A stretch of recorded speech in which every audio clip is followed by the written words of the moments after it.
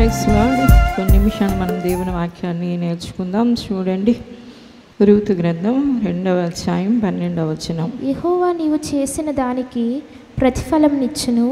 ఇశ్రాయేలుల దేవుడైన యెహోవా రెక్కల క్రింద సురక్షితంగా ఉండునట్లు నీవు వచ్చితివి. ఆయన నీకు సంపూర్ణమైన బహుమానం ఇచ్చునని ఆమె ఉత్తరం ఇచ్చును. ఈ రూతు గ్రంథము ఒక విధవరాలి చరిత్ర. ఆమె ఏ విధంగా దీవించబడిందో ఈ వాక్యం ద్వారా మనకు అర్థమవుతుంది. నీవు యెహోవా రెక్కల క్రింద సురక్షితంగా నుండునట్లు నీవు ఆయన యొద్దకు వచ్చావు కాబట్టి ఆయన నీకు సంపూర్ణమైన బహుమానం ఇచ్చాడు అని. ఒక విధవరాలు ఎంత దీవెన నొందింది అంటే ఇశ్రాయేలీయుల్లో ఒక శ్రేష్టమైన స్థానంలో నిలబడినంత దీవెన నొందింది. ఆమె అత్తగారు కూడా విధవరాలి, కోడలు విధవరాలు, ఇద్దరు విధవరాళ్ళుగా బెత్లెహేము వచ్చి దీవించబడినప్పుడు పరిశుద్ధ గ్రంథం ఏమని తెలియచేస్తా ఉంది అంటే, నువ్వు యెహోవా రెక్కల క్రిందకు వచ్చావు అని. నువ్వు దేవుని రెక్కల క్రిందకు వచ్చావు కాబట్టి నీకు ఇంత దీవెన కలిగింది, ఇంత ఆశీర్వాదం కలిగిందని. మనం పరిశుద్ధ గ్రంథంలో చూసినప్పుడు విధవరాళ్ళని దేవుడు ఎంతగా జ్ఞాపకం చేసుకుని ఎంతగా దీవించాడు అనేది ప్రత్యేకంగా మనం పాత నిబంధనలో కొత్త నిబంధనలో కూడా విధవరాళ్ళకి దేవుడు ఇచ్చిన దీవెనలు కనబడుతున్నాయి. విధవరాలు అంటే భర్త లేని స్త్రీ అని, భర్త చనిపోవడం వల్ల ఆమె విధవరాలు అయ్యింది అని. అన్నీ చూసుకునే భర్త లేకపోవడంతో ఆ బాధ్యత అంతా తానే మోయవలసి వస్తుంది. ఒంటరితనపు బాధ ఉంటుంది, కుటుంబ బాధ్యత ఉంటుంది, తరువాత ఇంకా ఇతరాత్ర రకరకాల సమస్యలు గుండా వెళ్ళవలసి ఉంటుంది. ఇలాంటి కఠినమైన కష్టమైన పరిస్థితి గుండా వెళ్ళే స్త్రీలని, భర్త లేని స్త్రీలు చాలా దైనందినమైన స్థితిలో ఉంటారు. అయితే కొంతమంది భర్త ఉండి కూడా విధవరాళ్ళుగా ఉంటారు. ఎందుకంటే పేరుకే భర్త, ఏమీ చేయడు, ఏమీ పట్టించుకోడు, భార్య ఎడల శ్రద్ధ బాధ్యత ఉండదు. అతడేదో అతడి జీవితం, అతని సుఖం, అతని పనులు, అతని పేరు, అతని గొప్ప, ఇలాగా అతని కోసమే. కానీ నాకు ఒక భార్య ఉంది, ఆమె నా జీవితంలో సగభాగం, ఆమెను నేను ప్రేమించాలి, హత్తుకోవాలి అని ఆలోచన లేని వాళ్ళు ఉంటారు. ఈ రోజుల్లో చూస్తే ఇంకా దారుణమైన పరిస్థితులు ఏంటంటే, దేవుని బిడ్డలారా, పెళ్లి చేసుకున్న 4వ రోజులోనే విడగొట్టుకొని ఇక ఆడవాళ్ళు అనాథలుగా దిక్కులేని వాళ్ళగా అయిపోతూ ఉన్నారు. అలాంటి పరిస్థితి.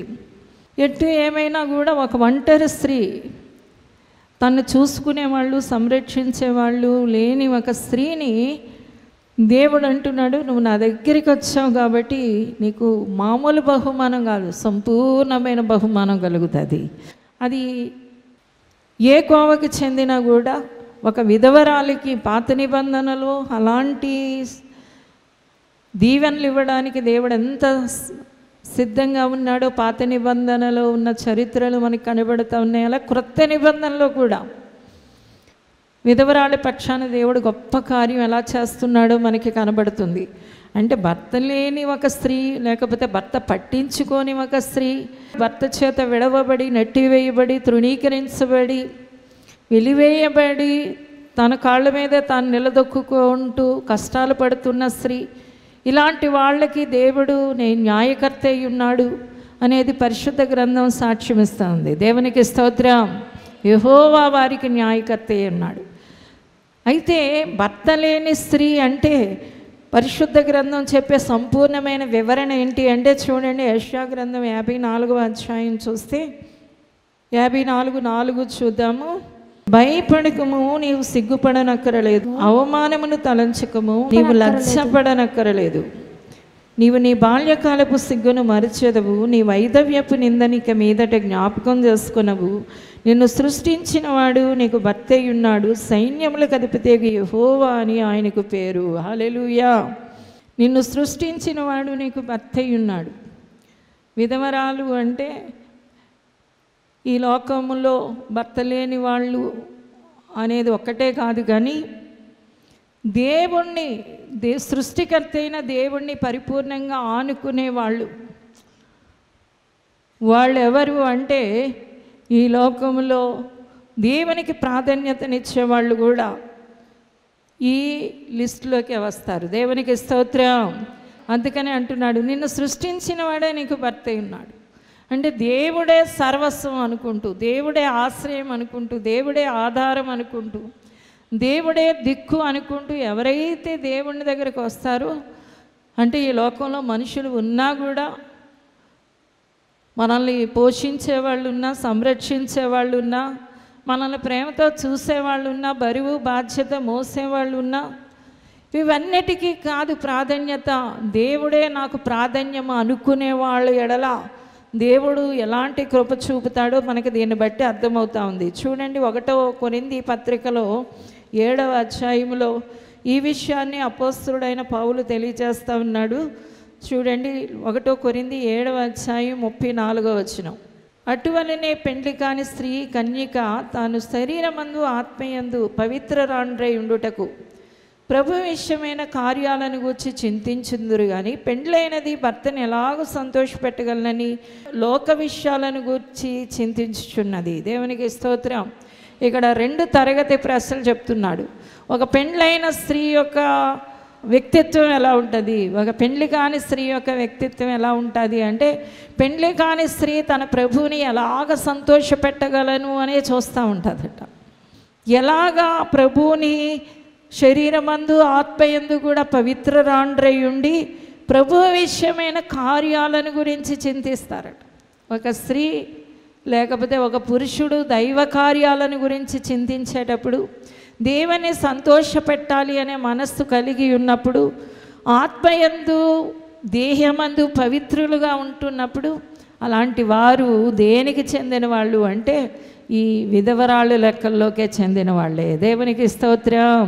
హల్లెలూయా. అంటే వాళ్ళకి బాహ్యంగా ఎవరు ఉన్నా కూడా దేవుడు కావాలి, దేవుడితో నేను ఉండాలి అనే ఆ సంపూర్ణమైన నిశ్చయత, ఒక ఆలోచన ఎవరు కలిగి ఉన్నారో వారిని గురించి లేఖనాలు ఈ రీతిగా తెలియజేస్తూ ఉన్నాయి. అందుకనే అంటున్నాడు, నేను నా ఉద్దేశాన్ని తెలియజేస్తాను అని చెబుతూ, పెళ్ళి కాకపోతే కూడా నువ్వు సంతోషంగా ఉండు, పెళ్ళయ్యావా విడుదల కోరవద్దు, కానీ భార్య లేకుండా ఉన్నావా వివాహమే కోరద్దు అంటున్నాడు.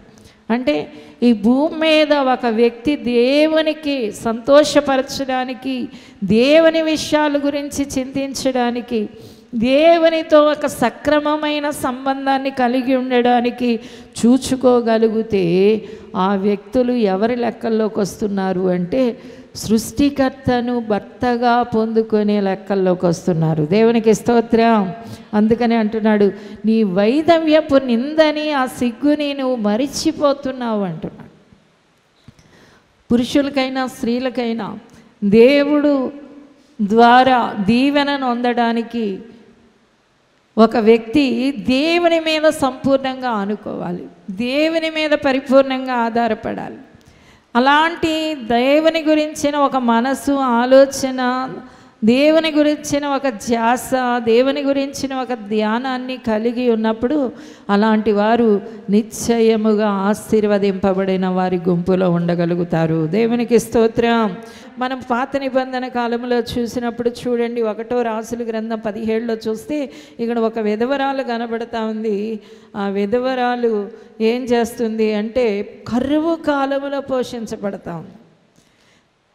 తను పోషించబడ్డమే కాదు, దేవుడు అంటున్నాడు, ఏలియా అనే గొప్ప ప్రవక్తను పోషించడానికి నేను ఆమెను నియమించుకున్నాను అంటున్నాడు.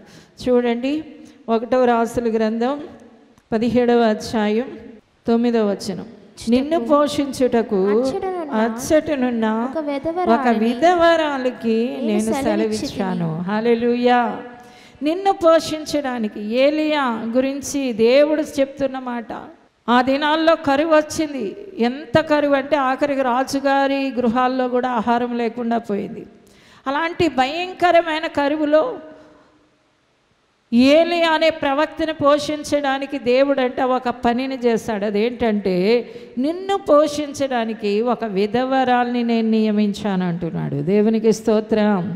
అంటే విధవరాలు అంటే ఆత్మలో దేహములో పవిత్రంగా ఉంటూ, ఎవరైతే దేవుణ్ణి సంతోషపరచాలి అనే మనస్సు కలిగి ఉంటారో అలాంటి వారు, దేవుని మీద ఆనుకునే వాళ్ళు ఎవరిని పోషించగలుగుతారు అంటే కరువు కాలములో కూడా ప్రవక్తలను పోషించగలుగుతారు. హల్లెలూయా. అలాంటి వాళ్ళుకి దేవుడే ధనాన్ని ఇస్తాడు, దేవుడే సమృద్ధినిస్తాడు. ఆ విధవరాలకి ఏమీ లేదు.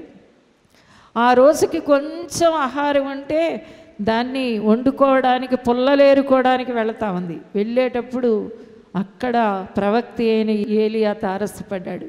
ఏలియా తారసపడిన తర్వాత చెప్తున్న మాట ఏంటంటే, మొదటి అప్పం నాకు వేసి ఇవ్వమ్మా, తర్వాత తిను అంటే అంటుంది, ఉన్నదే కొంచెం పిండి, ఈ పిండితో నేను నా బిడ్డ తినేసి చనిపోవాలనుకుంటున్నాం, ఇక ఆఖరికి మాకు మిగిలిన ఆహారం ఇదే అంటే దేవుడు అంటున్నాడు, ఈ రోజు నుంచి నువ్వు ఆ ప్రవక్తను పోషిస్తావు. ఆమె వెళ్ళిపోతూ ఉంది.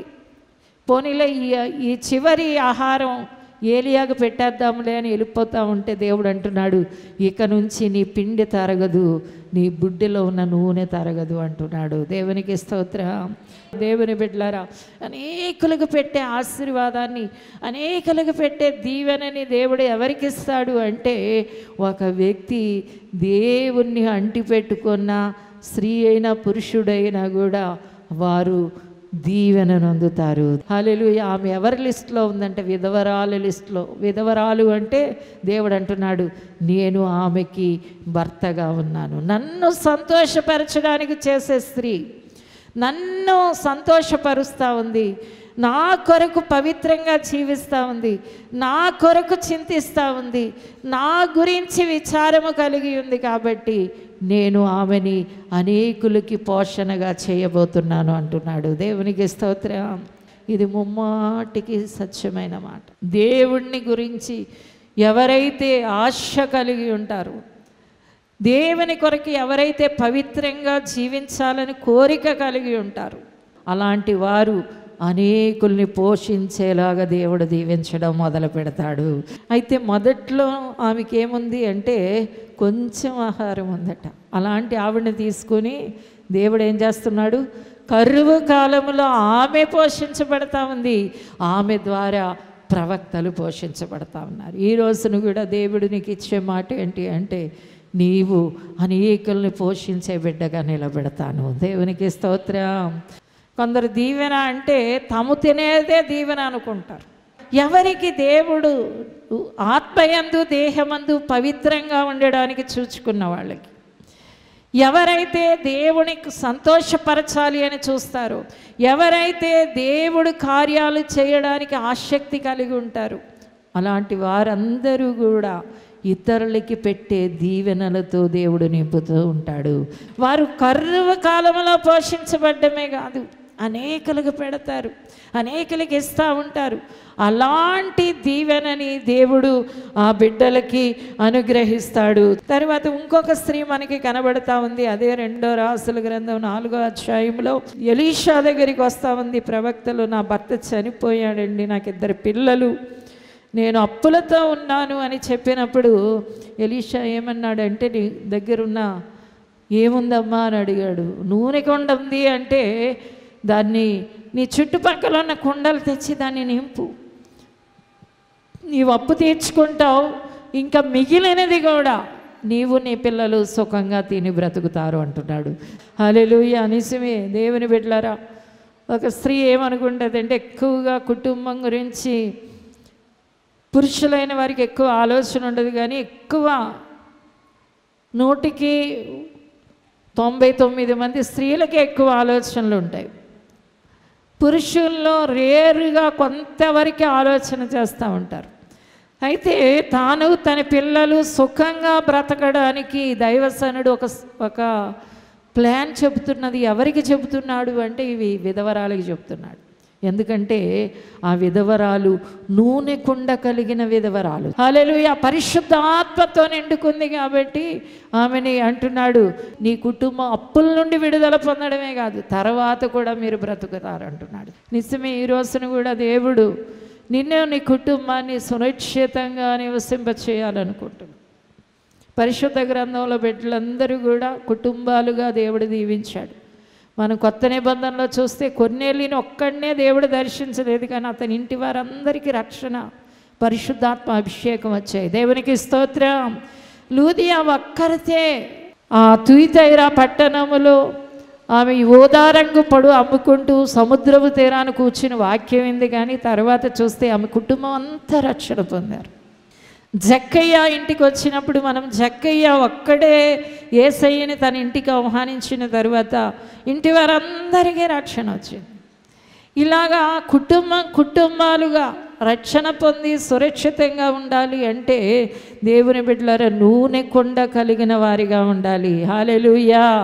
నా భర్త మారలేదండి, నా బిడ్డలు మారలేదండి, లేకపోతే నా వీళ్ళు మారలేదండి, వాళ్ళు మారలేదండి అని చెప్తున్నారంటే మీరు పరిశుద్ధాత్మ శక్తి చేత నింపబడలేదు. ఆ శక్తి మీలోనికి వచ్చినప్పుడు మీరు ఏం చేస్తారు అంటే మీ వాళ్ళందరికీ సాక్షులుగా ఉంటారు. అందుకని ప్రభు అన్నారు, పరిశుద్ధాత్మ మీ మీదకి వచ్చినప్పుడు మీరు మీ ఇంటిలోనే కాదు, యూదయ సమరియా గలిలియా కాదు, భూదిగంతాలకి నా సాక్షులుగా ఉంటారంటున్నాడు. హల్లెలూయా. పరిశుద్ధాత్మ పొందుకున్న స్త్రీ ఇంట్లో ఉంటే వాళ్ళ భర్త మారి తీరవలసిందే. వాళ్ళ భార్య మారి, పురుషుడు పరిశుద్ధాత్మతో నింపబడినప్పుడు భార్య మారిపోవాలి, బిడ్డలు మారిపోతారు. ఎందుకంటే ఆ శక్తి అలాగ సాక్ష్యం ఇస్తూ ఉంటుంది. దేవునికి స్తోత్రం. కాబట్టి పరిశుద్ధాత్మ చేత నింపబడాలి.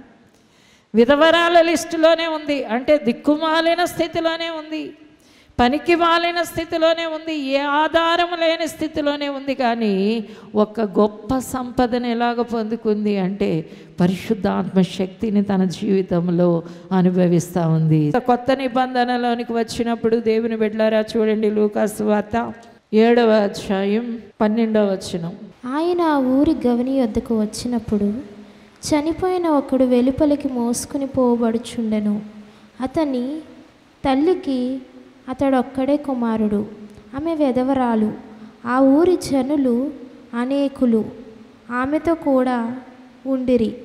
ప్రభు ఆమెను చూచి ఆమె యందు కనికరపడి ఏడవద్దని ఆమెతో చెప్పి దగ్గరకు వచ్చి పాడెను ముట్టగా మోయుచున్న వారు నిలిచిరి. ఆయన, చిన్నవాడా లెమ్మని నీతో చెప్పుచున్నాననగా ఆ చనిపోయిన వాడు లేచి కూర్చొండి మాట్లాడసాగాను. ఆయన అతని తల్లికి అప్పగించెను. యేసు ఆ మార్గం గుండా వెళుతూ ఉన్నాడు. జనసమూహాలు చుట్టూ ఉన్నారు. అయితే ఒక విధవరాలు, ఒక్కడే ఒక కుమారుడు పాడ మీద వెళ్ళిపోతూ ఉన్నాడు, చనిపోయాడు. ఆ తర్వాత ఆ బిడ్డను తీసుకొచ్చి యేసు ప్రభు చూసి ఆమెను కనికరపడ్డారట. ఆమె యందు కనికరపడి ఏడవవద్దని చెప్పి దగ్గరికి వచ్చి పాడెను ముట్టారు. దేవునికి స్తోత్రం. యేసు వెళ్ళే దారిలో ఉంది. చాలా విధవరాళ్ళు ఆ ఊరిలో ఉన్నారు, చాలా విధవరాలు సమస్యల్లో ఉండుంటారు. కానీ ఈ విధవరాలకు అద్భుతం జరగడానికి కారణం ఏంటంటే యేసు వెళ్ళే దారిలో ఉంది. ఎక్కడుంది చెప్పండి? యేసు వెళ్ళే దారిలో. అలా యేసు వెళ్ళే దారిలో ఉండడం వల్ల తన కుమారుణ్ణి తను పొందుకోగలిగింది, సంతోషంతో తిరిగి వెళ్ళగలుగుతుంది. యేసు వెళ్ళే దారిలో ఉండాలి. ఒక 12 ఏండ్ల నుండి రక్తస్రావ రోగం గల స్త్రీ ఉంది. ఆమె ఏం చేస్తుంది అంటే యేసు ప్రభు దగ్గరికి వచ్చి చెంగు పట్టుకుంటుంది. యేసయ్య దగ్గరికి వచ్చి చెంగు పట్టుకోవడం వల్ల ఆమె రక్తదారులు కట్టాయి.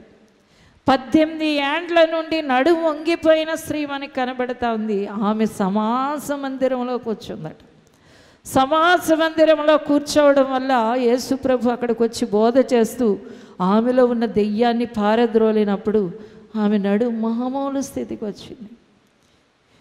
యేసయ్య ఎక్కడ ఉంటాడో అక్కడికి ప్రజలు రాగలిగితే అక్కడ దీవెనలు పొందుకుంటారు. దేవునికి స్తోత్రం. నిజమే, ఆమె ఎందుకు పనికిరాని విధవరాలే కానీ ఆ గొప్ప దీవెన పొంది తన కుమారుణ్ణి తిరిగి పొందుకునే ఈ అద్భుతమైన ఆశీర్వాదాన్ని ఎలా పొందింది అంటే ఆమె యేసు దారిలో ఉండడమే. ఆమెను చూసి కనికరపడ్డాడట. ఎందుకంటే త్రోవలో ఆయన కళ్ళకి కనబడిపోతుంది ఆవిడ, ఆయనకు అందుబాటులో ఉంది ఆవిడ.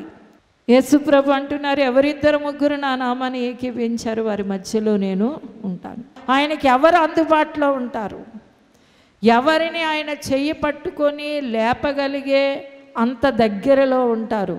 వారి జీవితాలు ఎంత విధవరాలు అంటే ఎందుకో కొరగాని జీవితమైనా సరే దేవుడు వాళ్ళని పైకి లేవనెత్తుతాడు. తర్వాత చూడండి, లూకా సువార్త 18వ అధ్యాయంలో యేసయ్య ఇంకో విధవరాలు గురించి చెప్తున్నాడు. 18:2 దేవునికి భయపడకయు మనుషులను లక్ష్య పెట్టకయు ఉండు ఒక న్యాయాధిపతి ఒక పట్టణంలో ఉండెను. ఆ పట్టణములో ఒక విధవరాలును ఉండెను. ఆ పట్టణంలో ఒక విధవరాలు ఉండను. ఎంత గుర్తింపు పడుతుందో చూడండి ఆ స్త్రీ. ఆ విధవరాలకి ఏం జరిగిందో ప్రభు ఒక ఉపమాన రీతిగా చెప్తున్నాడు. ఒక అన్యాయస్తుడైన అతని దగ్గరికి వచ్చింది, కానీ ఆ అన్యాయస్తుడు ఆమెకి ఏం చేశాడట, న్యాయం తీర్చాడు. కాబట్టి తను దీవారాత్రులో మొరపెట్టే వారికి న్యాయం తీర్చన అడిగినప్పుడు దేవుడు ఎవరిని చూపిస్తున్నాడంటే ఒక విధవరాలను చూపిస్తున్నాడు అక్కడ. అంటే ఇంక ఎందుకో పనికి రానిది, ఒక మోడు లాంటిది.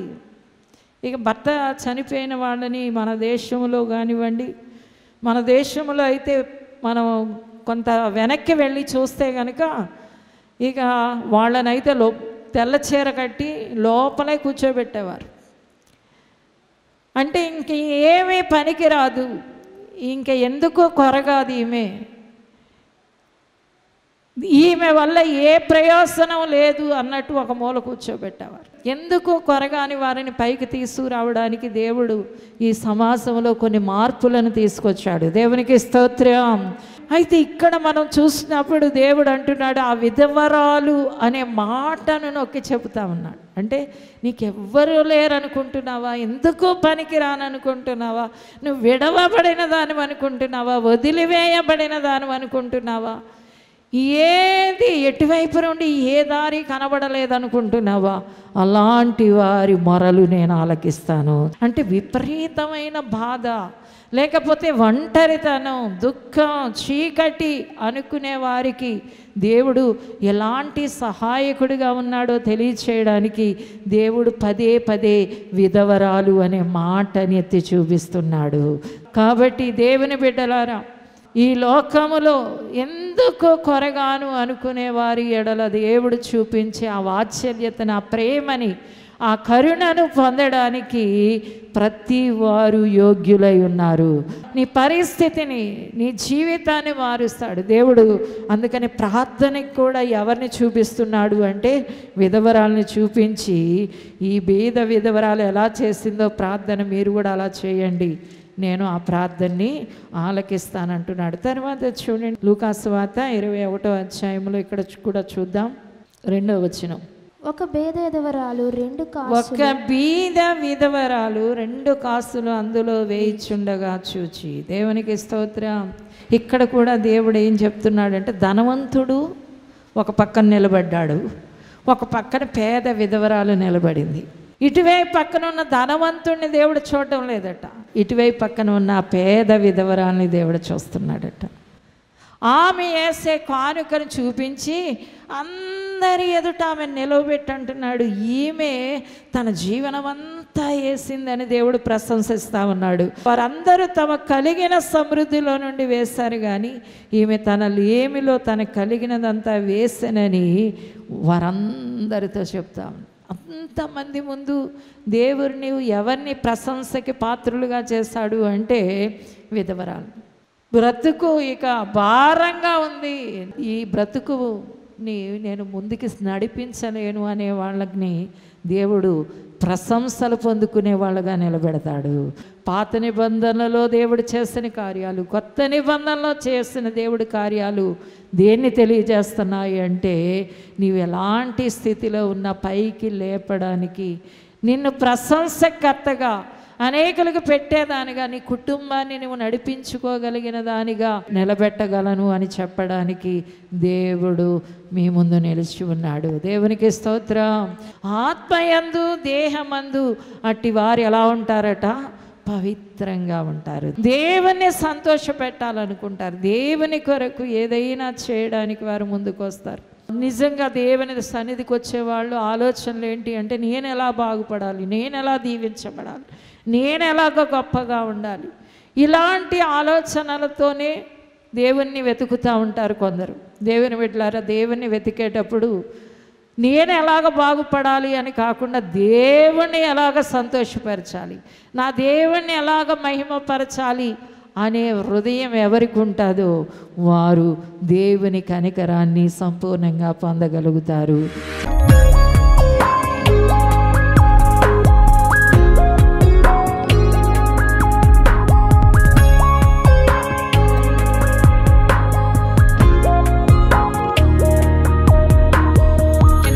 కృపగల దేవా, అయ్యా ఈ దినము నుండి నీ బిడ్డలు అయ్యా నిన్ను భర్తగా కలిగేందురుగాక, సృష్టికర్తమైన నీకు అధిక ప్రాధాన్యతనిచ్చెదురుగాక, రక్షణకర్తమైన నీ యందు నీ బిడ్డలు జీవించుదురుగాక, నిన్ను అయ్యా నీ కొరకు పవిత్రమైన జీవితాన్ని కలిగేందురుగాక, నీ కొరకు ప్రార్థనా జీవితాన్ని కలిగేందురుగాక, నిన్ను సంతోషపెట్టడానికి నీ పనుల కొరకైన విచారాన్ని కలిగి ఎందురుగాక ఆశీర్వదించండి. అట్టి బిడ్డల్ని దీవించండి అయ్యా.